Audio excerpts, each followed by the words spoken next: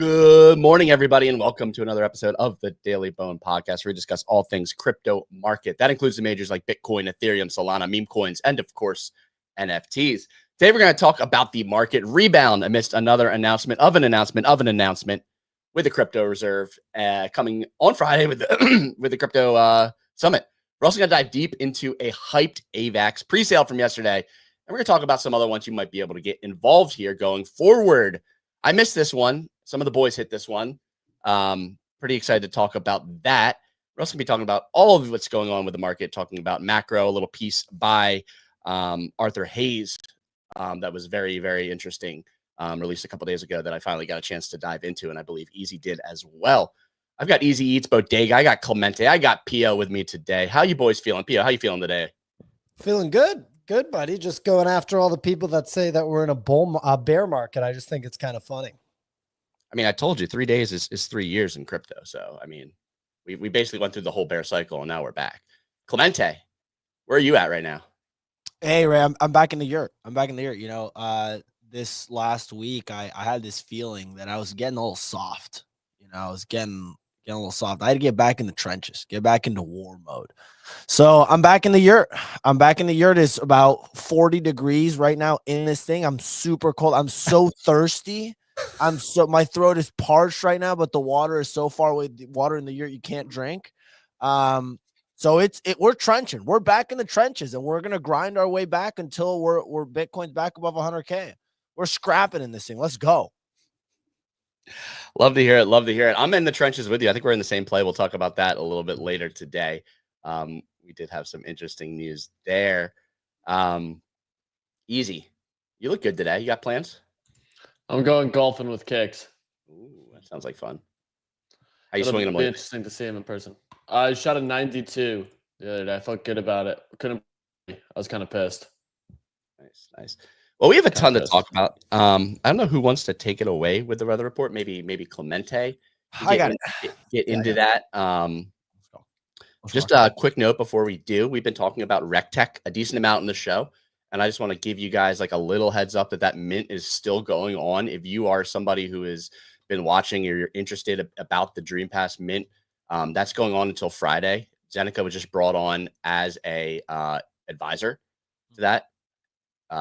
Ansem is a part of the advisory team as well. So when you're looking at these things, it's kind of like indicative of the platform and the trust level of crypto Twitter behind them. The mint's open 2 days, 7 hours. I'll pull it up on screen right now. If you want to go rectech.com//dream-pass.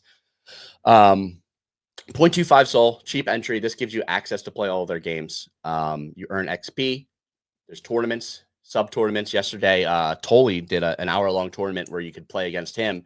I don't know how you guys stacked up there, Clemente. I know you challenged him on Twitter, saying you were going to whoop that ass, if you don't mind my French. But yeah, so they run all these cool tournaments. Ansem announced his own tournament next week, 4-day tournament. All of these have prizes. I believe the Ansem tournament has a Rolex as a prize. There's a season 1 tournament that's going to have a Pudgy as a prize. Over 7,000 of these have been minted so far. Open until Friday. Looks like Friday afternoon. So still some time left to get in here. 0.25 Sol. You also accrue XP through all these, and it kind of like sticks to your Dream Pass. And that's going to be used to kind of like delegate future rewards if you can kind of put 2 and 2 together, what that might mean over the course of the long haul for a platform like this that's looking to build long-term in Web3. Just wanted to highlight that real quickly. This mint's still open, and there's still an opportunity here. That being said, Clemente, you want to take it away with the weather report and we'll dive into it? Yes, sir. I also think they're working with Wale.swoosh. The rapper or the NFT guy? The NFT guy. Ooh, so they got some good stuff going on over there. Let's rock and roll. Let's do this thing. Let's kick it off. Today, I don't have the music, so it's Wednesday, March 5th. Looking over at the majors. We have a Bitcoin just under 90K. Nice little recovery there. Those people that were doom posting yesterday, not feeling too good. They might be sidelined. We got Ethereum at $2,200 and Solana at 143. Over the past 24 hours, Reddit co-founder Alexis Ohanian announced a bid for TikTok and plans to potentially bring the platform on chain. whatever that means. If the plan goes through, they will use the frequency blockchain, never heard of it, to enhance data visibility and give creators control of their content. Wow. Next up, we had another announcement of an announcement as U.S. Commerce Secretary Howard Lutnick, like Sputnik, stated that Trump will execute the Bitcoin reserve plan at the crypto summit on Friday. Wow, that's massive news. He also said there would be a distinction between Bitcoin and other altcoins. That's a very important point there. And finally, TradFi markets could get some relief as news broke that Trump may roll back tariffs against Canada and Mexico. The odds of a U.S. recession in 2025, however, have continued to climb and are now up to 39%. Ray, that's all for the weather report. Back to you in the studio. Excellent weather report from the cold yurt over there, Clemente. Thank you so much for that. We got a lot to talk about here, a lot to break down. Pia, what do you make about this Bitcoin reserve announcement? This news that we haven't heard yet. Like, are you excited about this? I mean, something's going to happen on Friday. Like, this is an event unlike anything that we've seen before, which is why I think it's so interesting that people are bear posting on Twitter. I really can't say it enough. Like, Twitter does not matter for any of this, ever. It does not matter at all. It matters for your 15K market cap meme coin that you just bought and are praying it goes up by any amount of money so you can exit. But it doesn't matter for the real world at all. It has no impact on anything.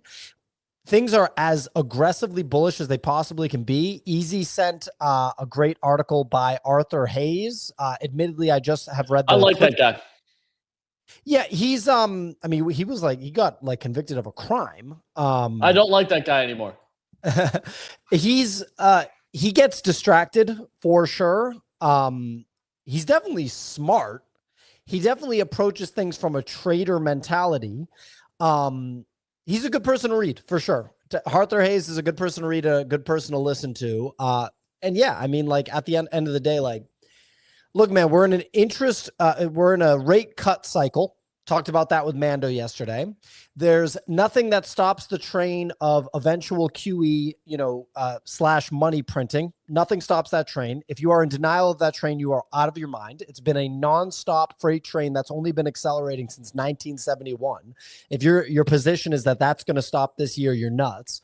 I think that the tariff situation is good, in my opinion. In my opinion, it's a good setup. It's what Trump said he was going to do for 2 years, and now he's doing it. And it's getting deals done. I know he's like acting, pretty brazen with some of the language he uses. He was calling out people by name in front of them last night at that State of the Union address. If you watch that, but yeah, I feel like it's unequivocally bullish right now. It's been a blessing to be able to accumulate during this dip. That doesn't mean that I don't think that it could dip lower. I'm insanely interested to see what happens on Friday. I don't know if it's going to move the price. I don't really care. I'm just really interested to see what the hell this thing is on Friday. That's never happened before, that Michael Saylor is going to be at. Like, what the hell is this thing on Friday going to be? Yeah, I'm curious as well. For more context on that Arthur Hayes article, I read a bit into that. Essentially, what he's saying is that Trump wants to be known as someone who's boosting the economy in like ways that haven't been done before. And to do this, he needs basically to convince Jerome Powell to cut rates and print money. And to do that, there basically has to be like a recession because Powell is not really on board with Trump's like current like financial plans or fiscal plans. He's not just going to cut rates because do you see cut rates. Do you see the poly market for recession in 2025? Yep, we just talked about that. 39% as of yesterday. I think it's like 35%. Up nicely. Yeah, up like 60%. Up nicely. The thing I was thinking about also, though, is like in theory, if Bitcoin was comparable to gold, then it should become a safe haven asset, not a risk on asset, actually. And so when interest rates drop and the money printer goes like, and I saw a little bit of it this morning with the price action, but basically Trump is like a force of instability or he's a destabilizing force. And whether you think that's for better or for worse, doesn't really matter. And so that means people will go and buy, quote, safe haven assets because they look for things that they're more comfortable with during times of instability and lack of sort of clarity of where things are going.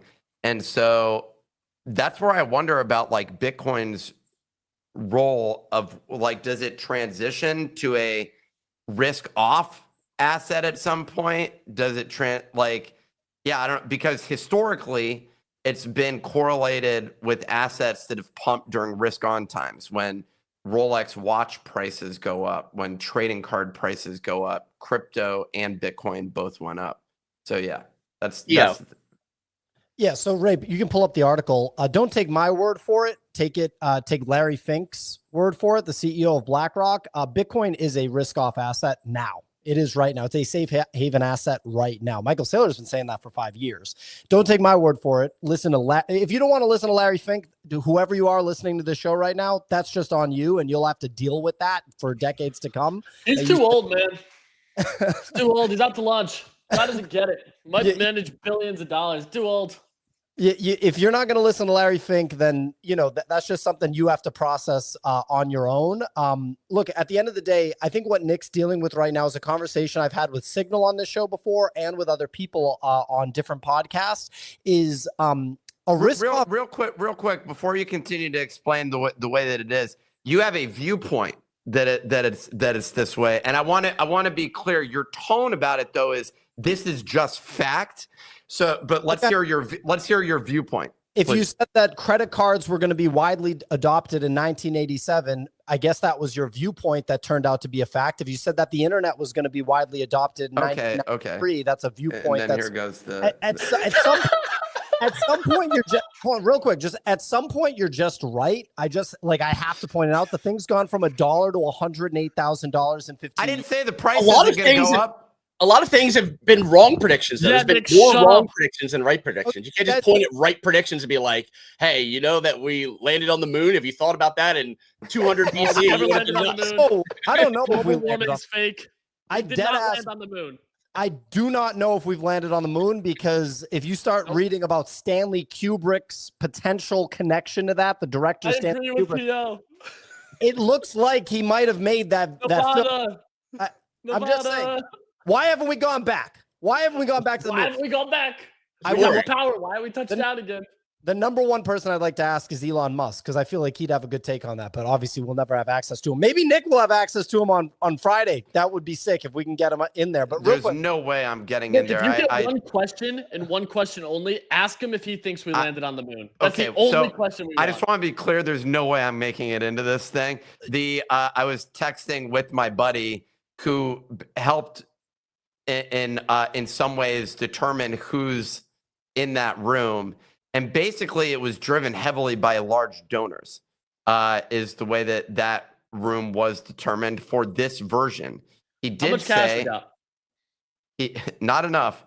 He did say that apparently there's going to be a series of summits based on different sectors, and his team will be more deeply involved with those. I have no idea, but yeah, shout out to those that made big donations in an effort to show up to these things. They're getting paid back for their investment. Real quick, you can pull down this Ghost Skater comment. I'll get back to that comment real quick on the White House thing. One thing I thought of is, like, I bet you have to probably get screened. Like, you're going to the fucking White House. It's not just like getting into a fucking Rihanna concert. Like, you're going to have to get screened and, like, Secret Service, to some capacity. They can't just let Joe Flipperhead into the room with the fucking president, right? Maybe I'm wrong. I would think that there's some sort of screening process where today's Wednesday. If you're not on the list to get in on Friday at the White House, I kind of feel like it's not possible. Am I wrong about that? Nick would know better than me. There's got to be some kind of screening, right? No, there's no screening. There's no security screening to get into the White House. Well, there you go. We will repeat. Yes, but it's the same with they also have a process that's systematic. It doesn't require a 48-hour background check to get into the White House. I don't believe. Okay, 48 hours is pretty short, but I'll take your word for it for sure. Anyway, to the safe haven thing, I think where Nick is the thing that I would want to kind of talk through with Nick is just because it doesn't pump or dump to the minute given a certain activity, right? So Signal's big thing is and was every time Bitcoin dumps or it dumps with risk assets or pumps with risk assets, the position is it's not a safe haven, it's not a store of value. But the reality is you can't be married to the timing of when it pumps, because that implies that you're saying fuck you to all of the times that it pumps because it's just doing Bitcoin things. So has it been a store of value for 15 years straight? Yes, it absolutely has. It's been the best store of value. Has it been a safe haven? Absolutely. Just because it might dump on a given day doesn't make it not a safe haven asset. So you can't be married to the time. It's the same thing as if you say to your girlfriend, I need you to cook for me at 5 p.m. every single day. If it's not ready at 5 p.m., you're not a good girlfriend. That doesn't make any sense. Like, have fun with that fucking relationship. You know what I mean? So even if she cooks for you at 7 p.m., it's still okay. 100%. Pio, is Microsoft the safe haven asset? Microsoft has key man risk because it's a security. It's an equity. It's a publicly traded company. It's not a commodity. So I would not call any stock. You don't think MicroStrategy has key man risk? Of course, MicroStrategy has key man risk. Okay. What? Okay, that's why I was pausing for a second because I was like, wait, do you not think that? Do you think that there's key man risk for whoever might hold Satoshi's wallets for Bitcoin? No. It's just that's just the holder of a commodity. If he sells it, it's actually good because it'll get distributed. So real quick, you just said two statements which are not inherently in contrast to each other, but position them as though they are. So let's focus on that for a moment. A safe haven asset is just a term to describe something frequently in terms of correlation or inverse correlation with risk, basically in the market. That's all. So when the VIX goes up, we see safe haven assets tend to go up in price. Risk on assets tend to go down in price. That's the only way that we're describing it. A safe haven asset. It just has to do with correlation to the market. So either it's a binary thing. Either it does have a correlation or it doesn't have a correlation. It has nothing to do with what your opinion on the asset is or anything else.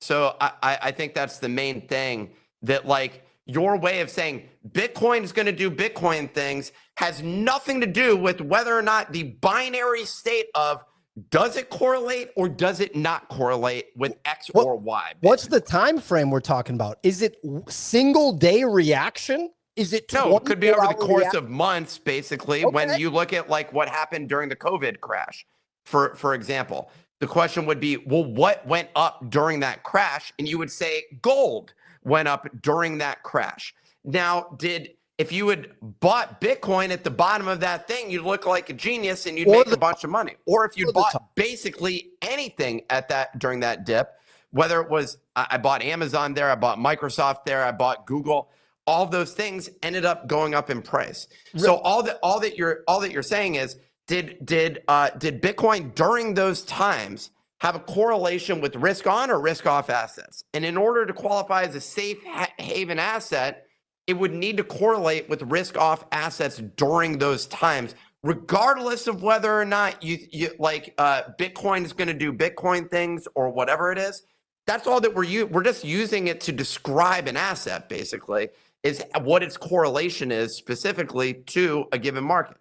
Yep. And what I'm saying is it is a safe haven asset. The time frame that you're looking at, in my opinion, is too short. Your position is it's not a safe haven asset because in that moment, on that day, dinner has to be ready at 5. And if dinner's ready at 8, then my wife sucks. You're saying when I say safe haven, you're saying, is it a good investment? And I'm saying MicroStrategy is a good investment. Bitcoin is a safe haven asset. When I buy MicroStrategy, I'm investing. There's way more risk in buying MicroStrategy. And by the way, when you're on a hard money standard, you're not supposed to have to invest. We all have to gamble, right? Gamble on investing because we're not on a hard money standard. We're on a debasement standard with fiat currency, right? When you're on a hard money standard, when you're on the gold standard, you're actually like investing is a niche thing because it's insanely difficult to outperform the base asset. It's insanely difficult to outperform Bitcoin. When I buy MicroStrategy, that's an investment because I do think it will outperform Bitcoin,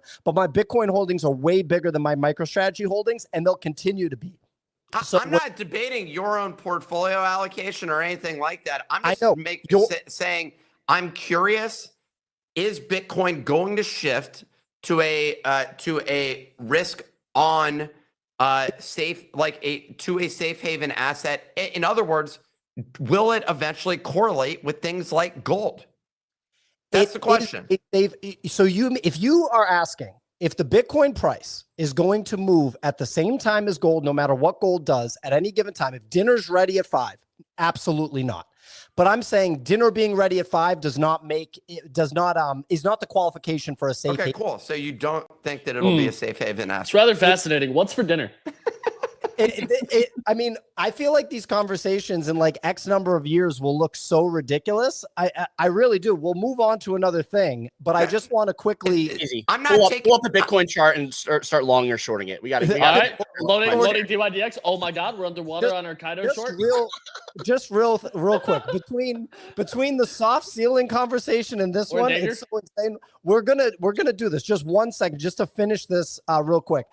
This guy, Nick, right here, I think that's KSI with some mogs. He said, I need people in my life who stand by me like Pio stands by BTC. Standing by Bitcoin is the easiest thing ever. That's literally, I should not be praised for standing by Bitcoin. That's like standing by having, drinkable water. It's like standing by the sky being blue. And it has been for 15 years, by the way. So it's not like this is new.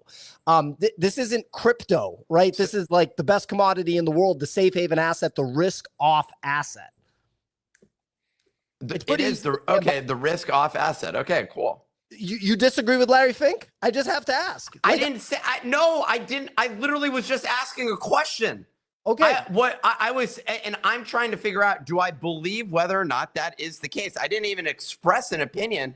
I simply just asked a question, and then the response associated with that was a large chunk of it had nothing to do with the question, which is basically, do we think these two things correlate? And I have the chart on the screen, which I guess Ray thought didn't make sense to place up there. I didn't touch it. I moved you. Someone fucking moved it. No, what happened is I highlighted you. I did it up on a pedestal, and it hid this because of that.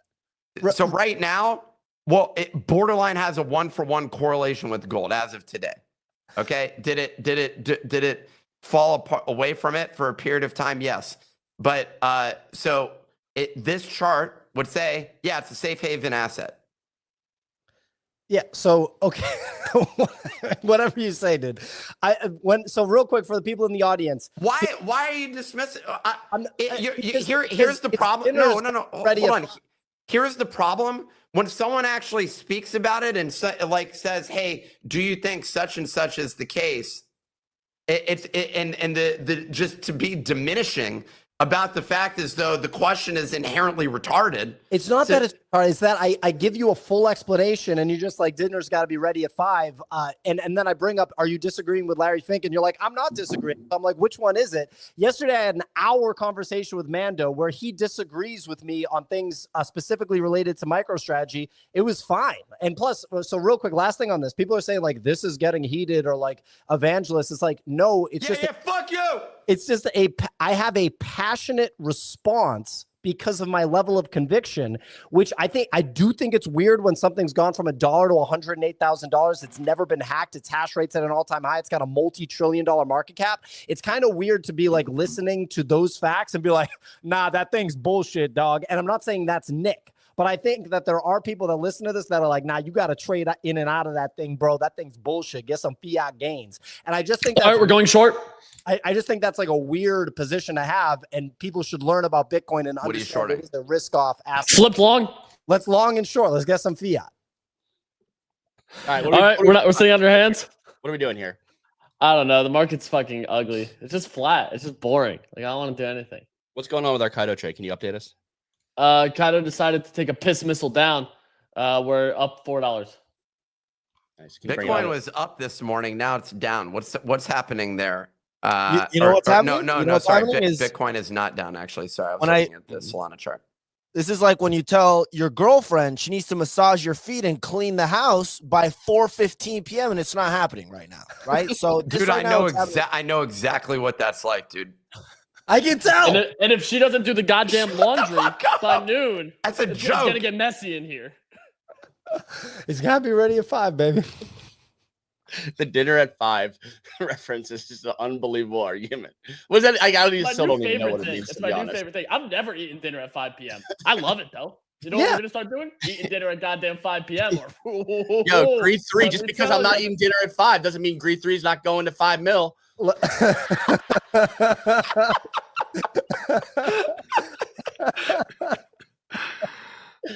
Easy. Can you bring up our trades, please? Please, sir. Yeah, sure. Yeah. All right, we're up $4. I will say we hit a beautiful Solana long yesterday, so I got to share the portfolio. Because remember how low we were yesterday? We were in the gutter. We were down It bad. went bad. We chopped ourselves during the show. That was funny, man. Look what your boy managed to do. We were all the way down here. We ran That's it all the way back up. We're almost back to all-time highs. We grinded yesterday. We grinded. Holy We shit. grinded. We were chopping yesterday. Yesterday got ugly, and we were chopping. We dropped it all the way down to like 2,700, and we brought it right back up. So we hit a big Solana long yesterday, and it feels good. It feels good. Right now, we just have this Kaido long open, purely because we got a God candle yesterday on this thing out of like nowhere that sent Kaido up to $2. This is that's a 1 minute chart. That's why 1 hour chart. It just sent this thing to like $2 for some reason. So huge wake up. We've got take profit set at $2. Stop loss set at $1.68. I'm sitting on it for now. I think Kaido looks decent here compared to the rest of the market. Obviously, Bitcoin's kind of bull flagging though. So like I am very interested in this, especially on this little chart. I got one to share here.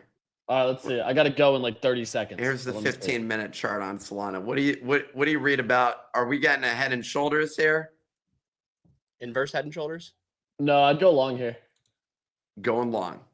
Yeah, I'd go long here because you have a break of that downtrend after that up. We basically backtested the whole channel. I like going long here personally. You're saying this downtrend? Yeah. No. You can move it over. I would move the top left over to the previous wick. This Yeah, one. there.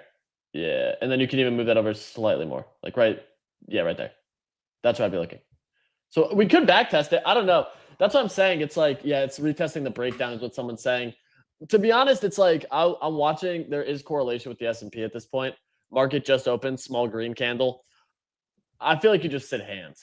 I feel like you just sit on your hands. I'm trading don't do anything. really actively right here. I mean, this is a time when, just chop, keep those feet moving, You just gotta throw money after bad ideas. Before you go, I didn't want to show you this because I'm really nervous about what's going to happen to our DYDX account with this. But they just released this mobile update on iOS where you can basically use the entire platform. Really sorry to show you this, but It's they just smooth. released this, and they added 50x leverage on ETH and Bitcoin for the mobile app. 50? 50. Did you say? Dude, Apple's You say just letting 50? Apple's 50. letting anything through at this point. I Very went through, interesting. so I got rejected from the Google App Store to do a beta test with our users for the Choose Rich Live app. And literally because I put the category as news, and they're like, well, you need the names of every author associated with every article in the app. You also need to have X number of stories within the past period. You need to have a link to contact us for story tips. And it was like all sorts of requirements associated with what needs to be done. Apple is just like, yep, send it. I'm picturing you like trying to like cite all the authors for like Twitter posts, and you're like just like all these absurd names. You're like, well, I'm like, this one what came are they from- talking about, dude? It's honestly crazy. I didn't realize it was that restrictive. Anyways, Yeah, well, we run a tight ship over on the Android side, and we don't just let riffraff and garbage in.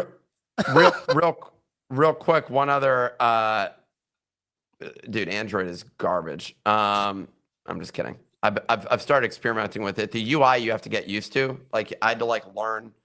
Anyways, it's different than Apple in a number of ways. But yesterday on that call where I was like, hey man, I'd buy a little bit down here.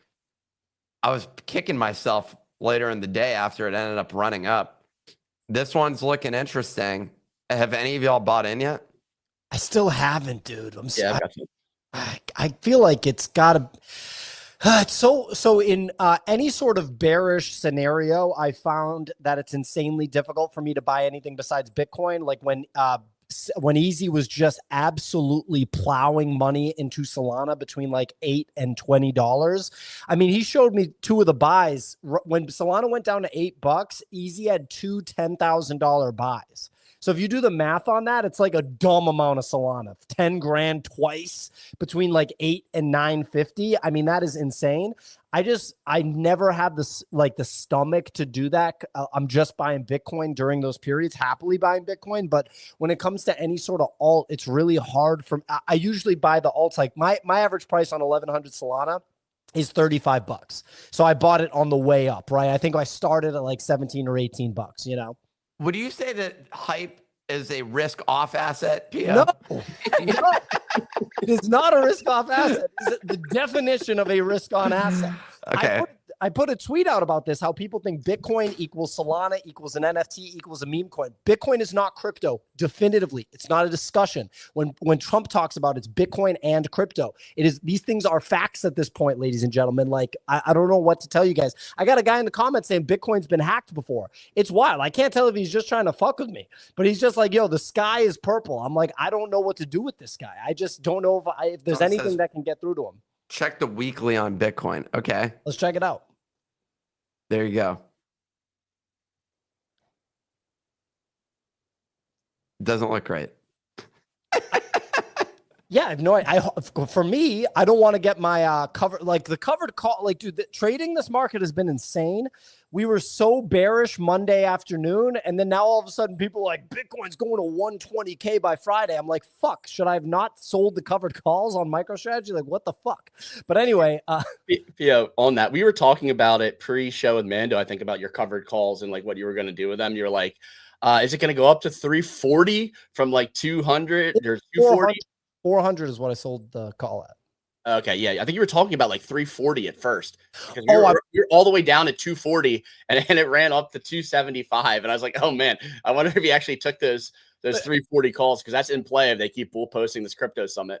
Yeah, I was talking to you. Now I remember. I was talking to you about rolling the $400 strike down to 340, which would have been, I would have been fucked. I would have had to put up like $1,000 to keep the shares or something. I think we can look up how much it would have been. So I'm really glad I didn't do that. But anyway, like buying Hyperliquid is interesting. The thing is, when I talk to some of the whale guys, the guys that Nick knows too, everyone's like, I just want to be in Bitcoin right now. And I get it. Altcoins have underperformed. Mando on the show yesterday, people will, I think, listeners of the show will like this. Nick, I'd love to know what you think of this. Clemente too, and Ray. Ray, Mando is all about Sonic, right? All about. Yeah, I mean, I was surprised. I mean, I wasn't surprised because he's been very much in the trenches for NFTs and like emerging ecosystems.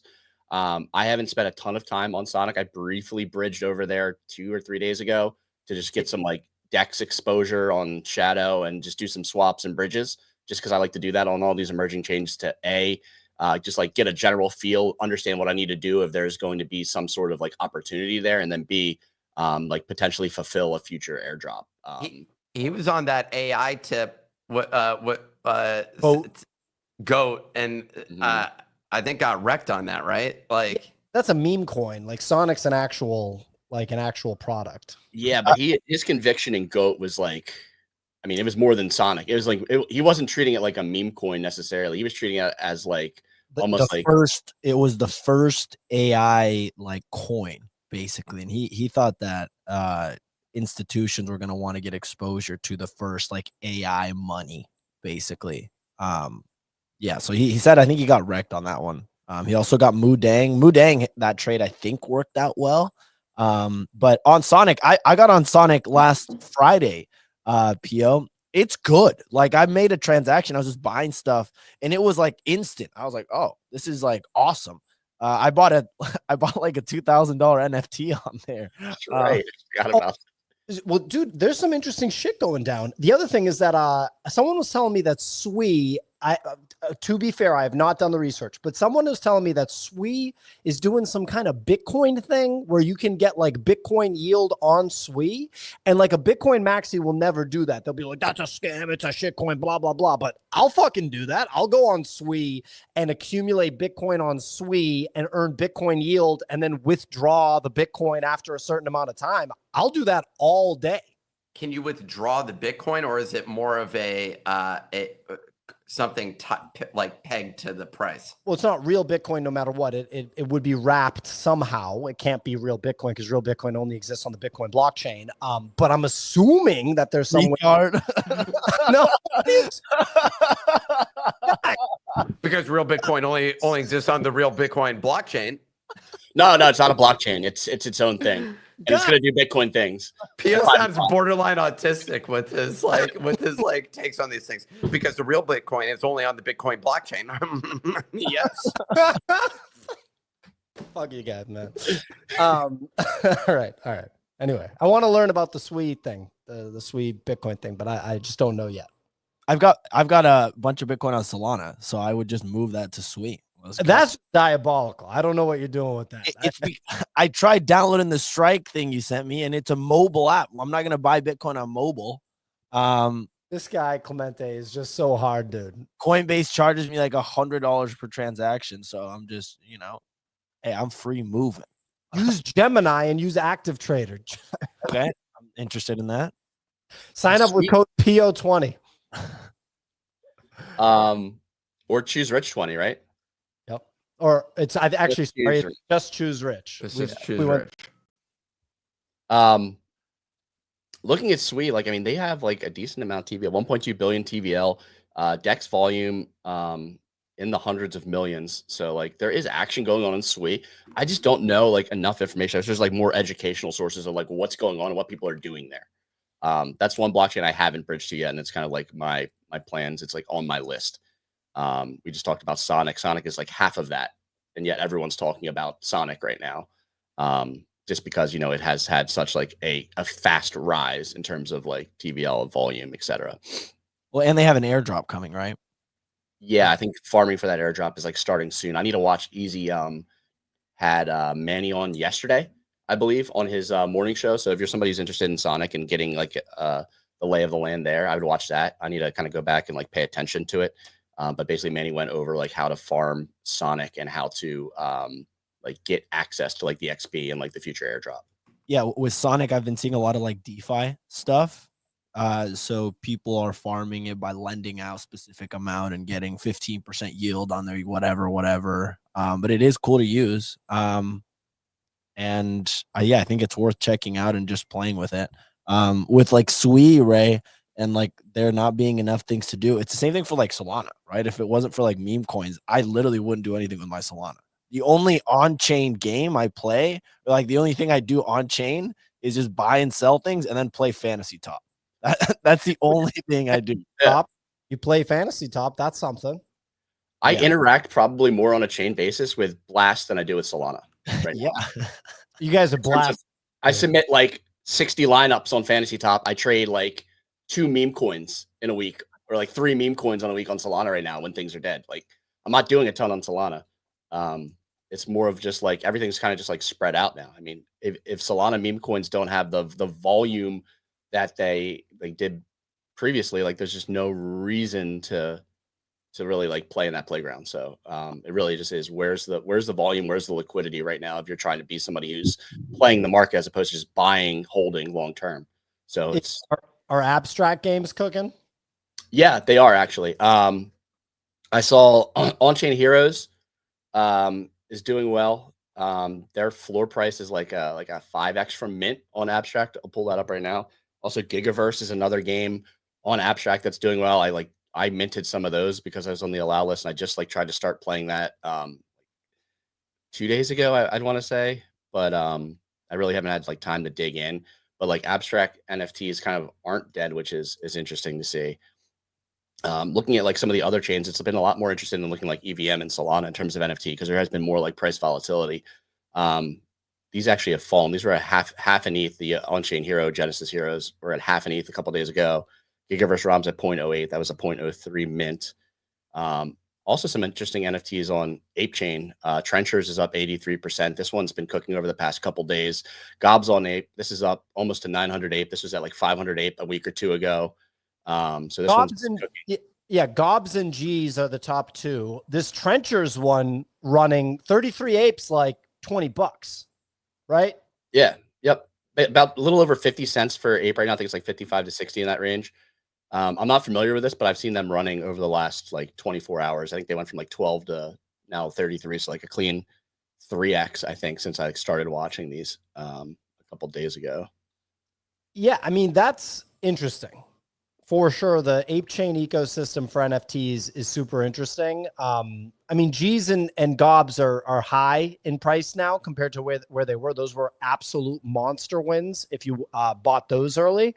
Those are the top two projects, I think. I could be wrong about that, but I think G's and Gobs are the top two projects. Yep. But those lower ones like Trenchers and stuff that run, those are nice. And they're ape chain's doing that spotlight thing right now. So I don't know, pretty interesting stuff there. Yeah. Yeah. So they're doing like their own spotlight. It's going to have like ape rewards, etc. I'm earning a bunch of points because I minted some stuff. I've got like 10K points on spotlight because I have like a bunch of these NFTs. Like I bought Gobs super early. I've gotten a bunch of airdrops. Me and Easy. Remember when we talked about these on the show, Complex Death, where you bought it and there's like a chance you didn't get it. It just like got burned. So like all the ape chain NFTs I own, I'm just sitting on and holding. Oh, you have Gobs? Oh yeah, I've got Gobs. Yeah. Oh, I was screaming about Gobs when they first minted. Oh, wow, they went up to like 2,200 ape. Yeah, so I've got some Gobs, and then I'm getting all these points for just holding these NFTs on here, and that's gonna be like good for like future rewards. I think it's like Ape Chain or Ape Coin and some other stuff as well. nice. So if you are holding Ape Chain NFTs, like the alpha is to go over to Spotlight and make a profile there, so you like start earning these points for like these rewards. We went on quite a tangent there from Sui to Ape Chain real quick. It was Sui to Abstract, and then when you were looking at the Abstract NFTs. Oh yeah, I guess it was Abstract, and it was also whatever Clemente, whatever chain Clemente is playing. Shadow. Where do you buy and sell Shadow NFTs? I don't know. Not Magic Eden. I don't even know what Shadow is. Or sorry, not Shadows. Sonic. Oh, Sonic Paint Swap. Paint. You want to look at the ones I spent $2,000 on? I kind of do. The art is freaking awesome. I just sent the link. All right, let me pull it up. Is this yours? Yeah. All right. No, this is just the collection. I'm up on them. I was down like 30%. Now I'm back up, which is awesome. Banner. I bought derps. Look at that. Wait, you spent like a couple grand on this fucking derp? Yeah, I spent 2.2K. Oh my God. Sonic, which is like 70 cents right now. So I spent like $1,800 or something. That's a good amount. You sick. You're up a little bit, right? I bought him because I just wanted exposure. I like buying NFTs, and I'm like, if this thing gets me an airdrop, like if this thing, whatever. Andre Cronje, the founder of this thing, is rocking it. So I'm like, easy, done. Only 2,000, lock it in. What else is doing? So 1.6 million Sonic of volume. That's like a decent amount of volume, right? These are getting more volume than runes, or not runes and ordinals, I think. You might be on this. I mean, dude, when you buy the NFTs in smaller chain environments during a bear period, that can really pay off. It can also just wreck you, but it can really wreck you. But like we saw the Hypios on Hyperliquid, and they were on ETH, and then it's literally just the 7th derivative of the Milady ecosystem that they do. They somehow do it every time they pull it off, or they like just rotate. They're like, Hypo, Hypo. And they just switch. They just keep rotating, and that one is cooking. It's like 1.6 ETH or something like that. And they bridge over to Hyperliquid. If you are buying a Hypo for 1.6 ETH, you are a nutcase. Our guy Tommy De Andrade cooked on those. Okay. Where do you buy a Hypo right now? I kind of want to look at these. I think they're on ETH, so you can just go check them out on Blur, I'm assuming. Oh, a Hypo is just on ETH? Well, they're and then they're bridging over right now. Wealthy Hypo babies. So this is it right here, 1.3 ETH. Yep, there they are. Ooh. Those things are fire. I kind of think these are the best Miladies I've seen. I don't know. I think it's just like the color scheme gets me. They're undervalued. You got the Pokemon backgrounds for some of these. Nick, you like one of these? Should we deploy some capital? Yo, should we take our company treasury and deploy it into Hypo?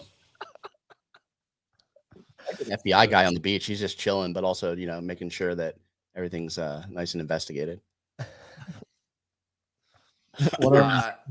Akutars. I mean, I will say it was better in terms of, I don't know, there were some sides of trading NFTs that were better than Fungible. the bullshit. Well, yeah, just the ticker. That said, people just want the ticker. And So getting out of the ticker is a way chiller process than getting out of NFT. Then trying to sell an NFT where you're just like attacking the floor. Well, and we used to have to really attack the floor. Blur introduced the Insta sell or whatever, but for a while there, you'd list an NFT on like OpenSea, and then 2 minutes after you list it, 9 other listings would come in below yours, and you're just like, okay, like it just felt weird. It felt like the universe was against just you, like. I guess in theory, I actually think that what Blur was doing, obviously it wasn't helpful for NFTs. Well, yeah, it is interesting the way that it is. Instead, it should be like an eBay style sort of thing, because it is really in the collectible space. But the way that OpenSea kind of made you feel was that it was directionally going towards fungibility. And so that's why I went, in order to get, the reality was, I would say you would almost need it like eBay. But the problem is, the reality was most people didn't give a shit about the attributes. They just wanted the price to go up. Yes. So if you're looking for the price go up side of things, then you might as well just be trading a fungible token. There's no reason. And that's really where the market demand was. When the price was going up, it was really nice because you were getting sold in the midst of a sweep or something like that. And then also wondering if that was a stupid move for you to have dumped, and then you buy back in and keep chopping in the illiquid markets, which is pretty crazy. I remember when we tracked buys of a couple $1,000s as big things.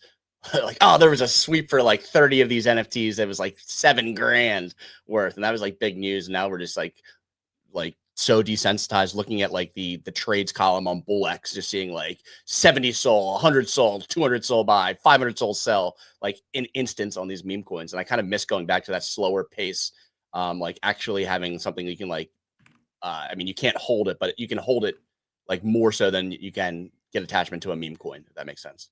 Real quick, I just want to share the, completely fictional and made up comment of the day from Sound Money. Every NFT marketplace you took a sponsorship from wrecked the NFT market. We've only ever worked with one NFT marketplace called Tensor. And I think everyone could have answered in. No, we technically worked with FTX. FTX didn't have an NFT market. Or they tried to. They tried to for 5 minutes. Then they literally went down for fraud. Speaking of fraud, the comments are asking for fraud too. Just like Portnoy did Greed 3, they're saying, hey, Nick wants fraud too. Oh my God. I actually think fraud too. We're not going to do it. I'm not saying you should do it. That would cook. Fraud too. Did I set up an X account for that? I feel like I did. I feel like you made a website, got a domain, set up a fraud terminal. Yeah, I bought a domain. I literally launched a website, I think. all while on the show. Yeah, Kix was cooking too. He was helping out with the AI on the side. He kicks his dick death. Oh, that one's pretty funny. This is a funny. Nosferatu. Too. Look at Don't Feed Wolf. Little intellectual joke right there. Nosferatu too. Very nice. I got to finish watching that movie. We started watching that movie in I Paris. literally slept straight out the beginning of the movie, so I don't know anything about it. Was it good? The beginning? I think it's probably I think it's sick. If you like horror movies, it seems sick. But then Javier Milei just went and dropped the token, and we were just like, what? And obviously we were not going to continue watching Nosferatu while that happened. So Nick was just sound asleep right away. We had to wake him up because Milei dropped the meme coin. It's like Nick was sleeping on his side, fully clothed on the couch.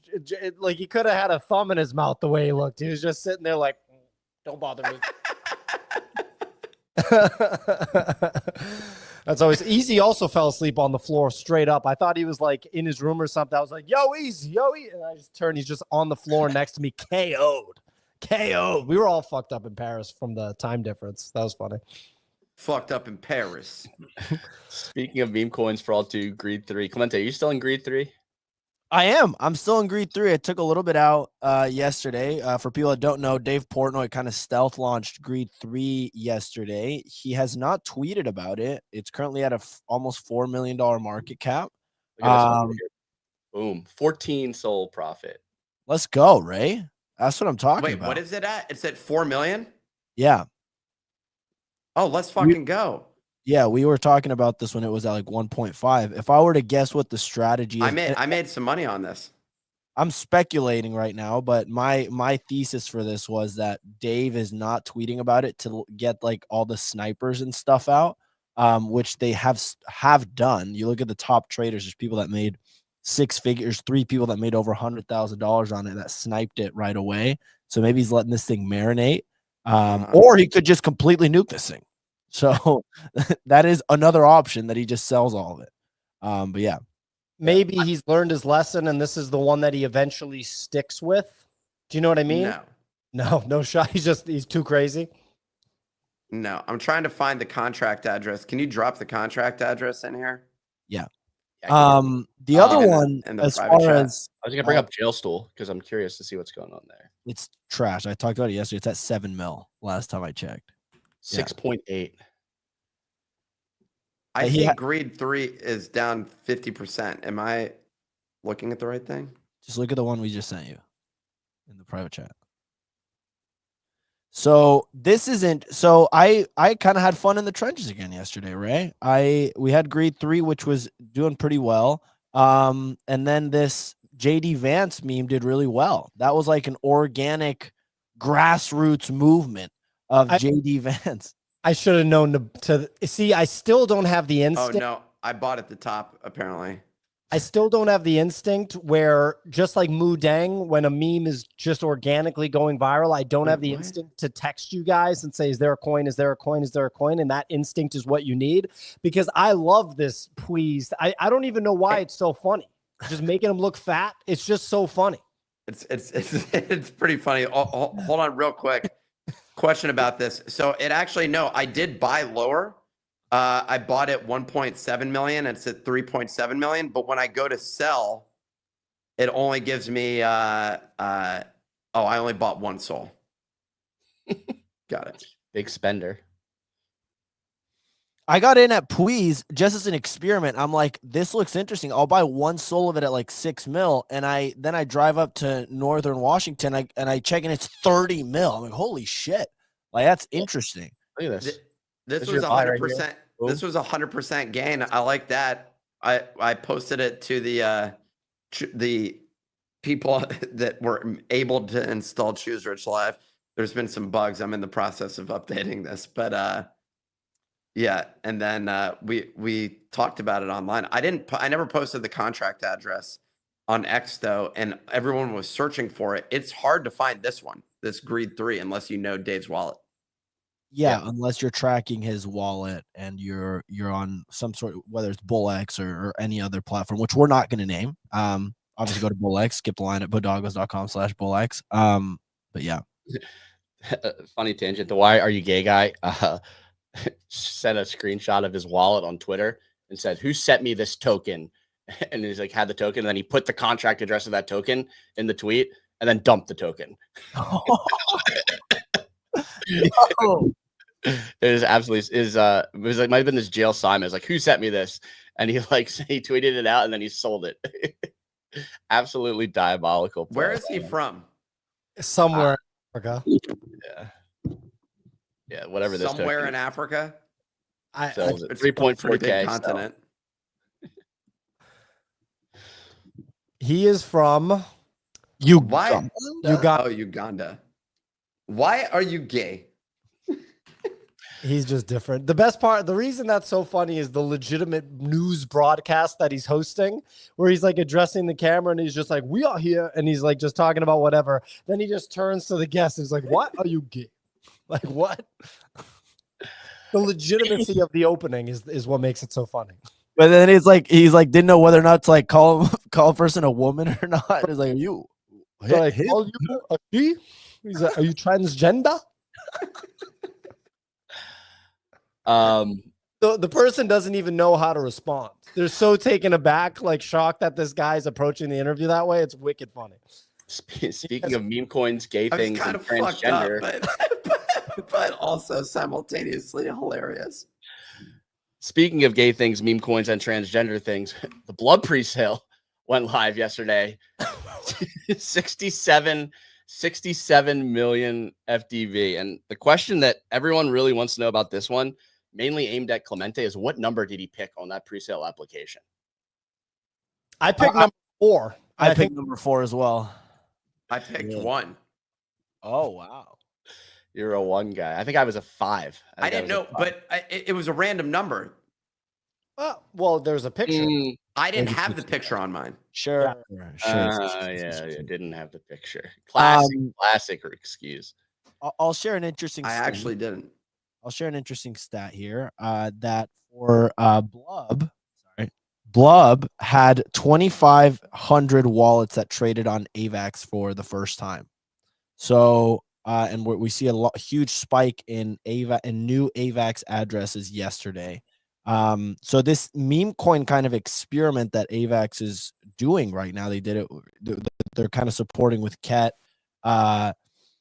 Blub, and Wink, has led to attention. They've grabbed mind share. They've onboarded new people. So I think overall has been a huge success for AVAX. Yeah, I mean they've absolutely cooked on like 3 consecutive meme coin pre-sales that have made 30 to 100x for people who got into the presale. There's another one launching today, Albert. Easy was highlighting another one that I've been following along with after he showed me. Boy the Bear, which is kind of like Pac Moon. Yeah. So if you're somebody who like is getting pissed that you're not making these presales on Avalanche, you can kind of go through this kind of like way of getting in, where you're basically bull posting the token on Twitter. He tweets so much, Jesus. Yeah, he tweets a lot. Jesus. Real quick. Yeah, exactly. Real quick. People are asking, like, how do you find out about these? We've tweeted about all of them except for Ket, because Ket was the first one, and that kind of caught us off guard. Clemente might have tweeted about it. That was the first one. So I didn't even know about Ket until after it had already pumped to like over $100 million. We tweeted about Wink. We tweeted about Blub. I didn't even know about Error. What's Error? Is that the Wolves DAO one? No, I don't know. Woof. Woof. The hell So the one thing I will say with these charts, with these pre-sales, I don't know if it'll continue, but we've seen the same thing happen 3 times, where right after the pre-sale people receive their airdrop allocations, the price dumps. And if you didn't get pre-sale, or if you got pre-sale and you want to buy, that's usually a good opportunity. We saw Blub launch at 20 mil and people were nuking their airdrops. I messaged actually Ray and Easy. I was like, yo, this feels like a good place to buy. It pumped 4x from that.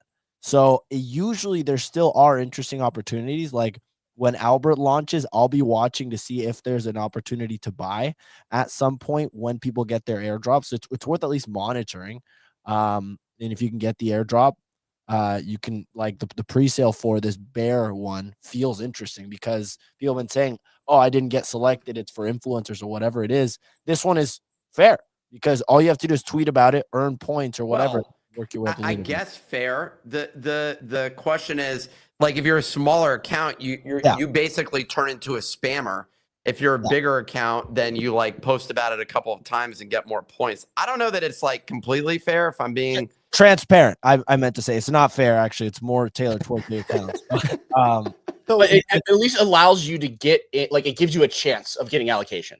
In my opinion, it's if you are into this, which a lot of people are that listen to this show are into the meme coin thing. If you're into it, it's worth giving it a shot. Like this bear the bowl or whatever the thing is, boy the bear, whatever this thing is. I'm not saying to become a spammer, but give it a shot. The thing just came out like yesterday or the day before. Your quote early right now. If you sign up on the site and then start tweeting about it a little bit, just give it a shot. That guy up there gets fake tattoos. Scroll up, Ray. So this guy is getting fake tattoos for all the pre-sales in the same spot. These tattoos are fake. I love how they're all in the same spot. Pretty funny. Oh my god, it's so funny. I'm just gonna get a boy the bear ass tat. Yo, hey, I'm passionate about this, man. That's funny. One thing that the pre-sales are doing, though, is like they've been so lucrative to people who held. Like the shame board works in a way that like is interesting, but people still like might not even care. The bigger like issue with like the ShameFi is like the shame of just missing out on the gains, because almost every one of these is pumped so much more after that initial like dump. Yep. The people who like sold early not only are on the shame board, but are like down astronomically on like potential gains. And the fact that the people who didn't dump keep getting rewarded with these future allocations, and that everything's on chain and you can like have statistics on this. Each future pre-sale is basically pre-selecting for people more likely to hold. Yep. So you have like a better base case on like initial price kind action. of, except whale.swoosh has gotten every single pre-sale and dumped 100% of it right out the gate. That is such diabolical behavior, man. To just want like every time it's in the first day, like that really is something where he's just like, I can't resist. Bang! Like I don't know, man. I mean, everyone's in different fiscal situations. Like it could make a big difference, like in terms of like their life potentially. So like I don't know how well off he is or how well off he isn't. I mean, being he's a fairly big account, I feel like he might be better off than some. But like, yeah, day one is just kind of like, oh, he nuked it. He nuked it. That's what I'm talking about. Like, I'm trying to put myself in his shoes. You have a share? Yeah, here, I'll pull it up. He'll share. I'm just trying to put myself in his shoes, and I'm just like, I can't relate to just nuking it on day one. Like when you know everyone's gonna find out, and it's like if you just wait, it'll be way more chill for you. But it's like, nah, bitch. Boom. Like it's just like a funny. It's just I'm trying to put myself in the person's head, and it's just funny to me that they're just like, gotta do it. I don't know. I can't. I'm trying to relate. I don't know. Yeah, I mean, I can understand. I actually 1,000% understand. I have the desire to just dump 100 grand and fucking walk off. What do you mean? Like, I feel like from that standpoint, I think the bigger thing is like, it's clear that how they're approaching this currently. So yeah, I resonate with whoever's doing it. But yeah. And I think like 99% of our show probably feels the same way. If they got handed $100,000 for free into their wallet, like everyone who's complaining about the big influencer selling would be smashing that sell button. Well, because those people are probably anonymous and have no reputation that they are trying to protect at all, which is also why they don't get onto the pre-sale list in the first place. And like you're saying, if they did, they'd probably be a nuker, maybe. Yeah, Uncle.eth. People are just saying like, I don't give a fuck about my reputation. I'll nuke. Let's go. And it's like, or you could wait like 6 days, like do it gradually over 6 days. They're like, nah, let's torch the reputation. Yeah, and the thing is, like, these end up going up over time too. It just makes it even like worse. Like, torch your reputation and miss out on like, well, I mean, at this point, it's 60, 70K he missed out on if it would have sold right now. So I mean, it's pretty rough. That is actually true. That it's like it's gone up by a multiple of 2 or 3 since he sold. So was it the good idea? Yeah. There you go, Alfalfa. Okay, we're okay. This guy, he's always got something to say. Should we wrap? Yeah, let's wrap it up. Thank you all for listening. Remember, if you haven't minted a RecTech Dream Pass NFT yet, head over to rectech.com/dream-pass. Mint one of those before they close on Friday. They've got Ansem on the squad. They got Zeneca on the squad. So you know they are working with some legit people in the space. We partner with them as well, but you know, we don't hold ourselves in too high esteem over here. Thank you all for listening. Catch us on every major podcasting platform, Spotify, Apple, Monday through Friday, 9 a.m. Eastern. Watch us live. Catch us on YouTube. Watch what we're talking about live. See the charts. See us live shorting. See Nick's beautiful face on the screen. Have a wonderful day. Enjoy your Wednesday.